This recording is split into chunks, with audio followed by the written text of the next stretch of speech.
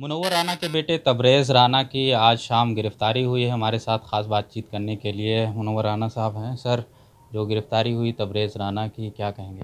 ठीक है, पुलिस तो गिरफ्तार करती रहती है लोगों को, लेकिन अगर पुलिस पुलिस ही मालूम होने लगे, आदमी न मालूम होने लगे तो दुश्वार है। अब यहाँ घर में मालूम हुआ कि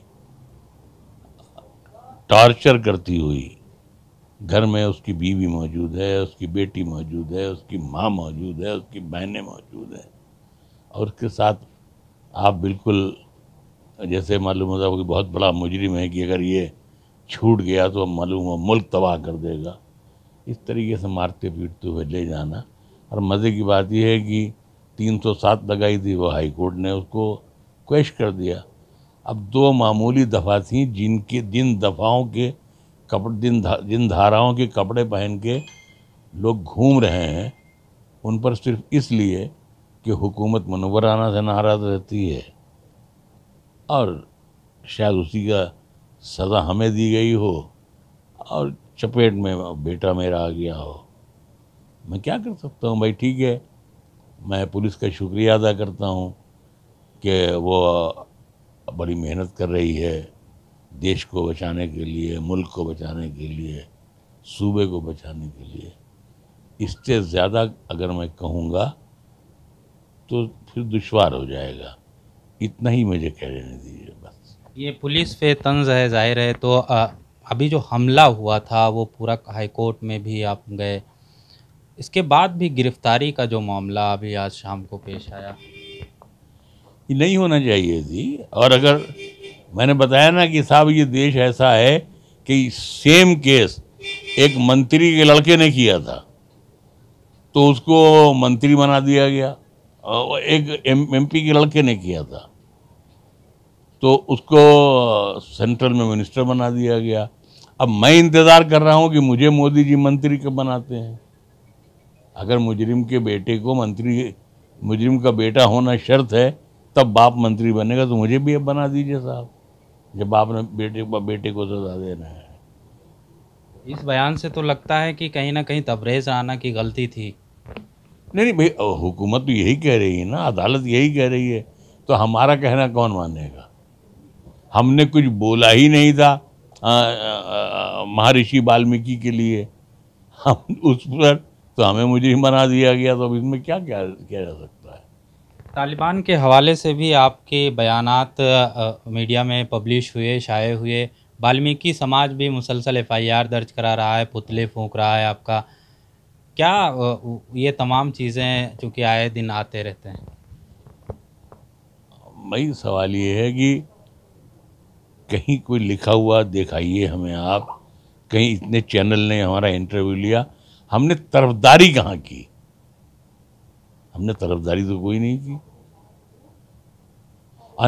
हमने तो एक बात हमने भगवान की और चीखने लगे ये भाजपाई जो भाजपाई दलित समाज है वो चीखने लगा। बात तो हमने ये कही थी कि भगवान जब काम लेना चाहता है तो वो महर्षि वाल्मीकि से रामायण लिखवा देता है। तो ठीक है, भगवान या खुदा सब एक ही हैं। मुमकिन है इन तालिबानियों को भी तौफीक दे दे कि ये इंसान बन जाएं। तो हुकूमत को भी जल्दी नहीं करना चाहिए, कोई भी फैसला करना चाहिए, वेट और वाच करे। मुमकिन है ये हिंदुस्तान की सपोर्ट में रहे हैं, तो इसमें मैंने कौन सी बुरी बात कह दी और मैं कहाँ से मैं उनका तरफदार हो गया? तालिबान की मुखालफत मुसलसल आप कर रहे हैं? नहीं, तालिबान की जो हरकतें हैं उनकी मुखालफत तो कोई भी कर सकता है। जब कहीं कोई तालिबान जाने की ज़रूरत नहीं है।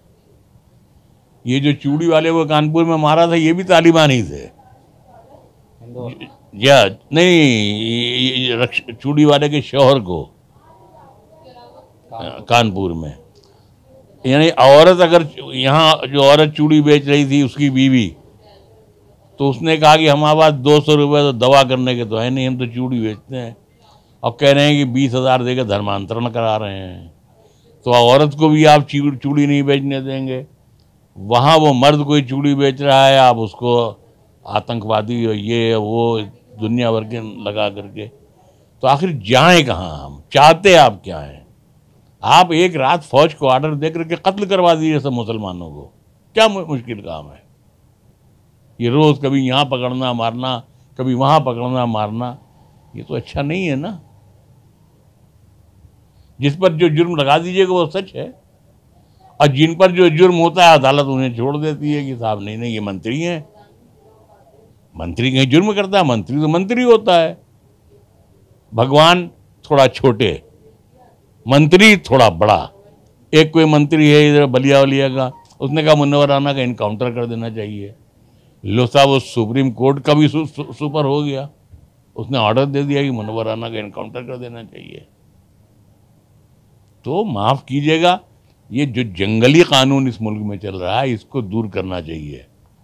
जावेद अख्तर बहुत मुश्तइल हुए जिन लोगों ने तालिबान की हिमायत की और बहुत नाराज़ हुए। नहीं, जाहिर सी बात है, जो हम नाराज़ होते हैं तो उसमें कोई भी नाराज़ होगा,